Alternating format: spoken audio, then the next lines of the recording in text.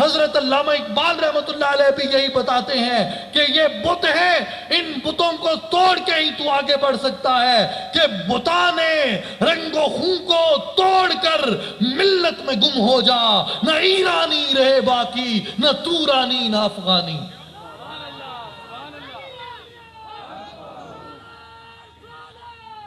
اور میرے بھائیوں اور بزرگوں، میں یہ بالکل مبالغے سے باہر ہے بات، یہ آج وقت آ چکا ہے کہ آج ہمیں وہ پرانا نظام فکر جس کی بنیاد ہم نے جھگڑوں پہ رکھی تھی، جس کی بنیاد ہم نے فروعی مسائل پہ رکھی تھی، آج اس پورے نظام کی، آج اس پورے نظام فکریات کی، آج اس پورے نظام عقائد کی تجدید کا وقت آ چکا ہے۔ اور یاد رکھیں، یہ 21ویں صدی ہے، اس صدی سے ہم آنگی نہیں رکھو گے، اس کے ساتھ آ کے جو چیز ٹکرائے گی، جس کا کلیش ہوگا، وہ مت بن کے ٹوٹتی جائے گی۔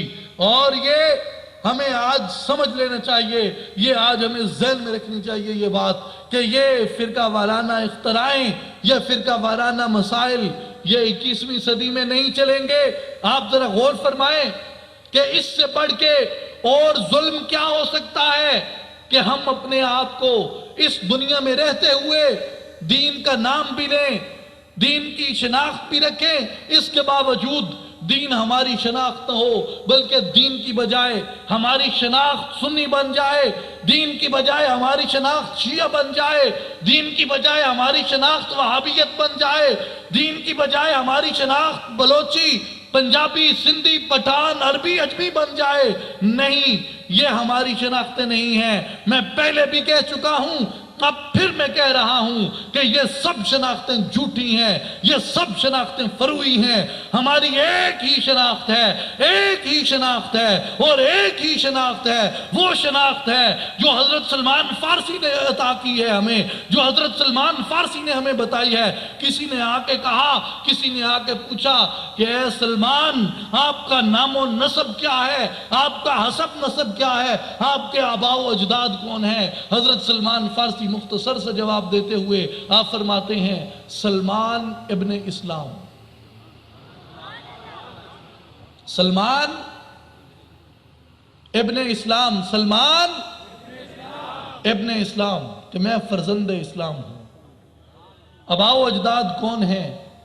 اسلام۔ فرقہ کیا ہے؟ اسلام۔ دین کیا ہے؟ اسلام۔ شناخت کیا ہے؟ اسلام۔ مذہب کیا ہے؟ اسلام۔ سیاست کیا ہے؟ اسلام۔ معیشت کیا ہے؟ اسلام۔ نظام فکر کیا ہے؟ اسلام۔ کیوں کہ میرے رسول نے سب شناختیں جھوٹی قرار دے کے تمام انسانیت کو کہا ہے کہ ایک ہی شناخت میں ضم ہو جاؤ، اور وہی شناخت ہے جو تمہیں دنیا میں زندہ رکھ سکتی ہے، جو تمہیں دنیا میں برقرار رکھ سکتی ہے۔ اس شناخت کو چھوڑو گے تو ایک ایک کر کے تمہارا سب کچھ بکھر جائے گا۔ بہت شکریہ، گزارش سن لیں۔ اور پھر دیکھیں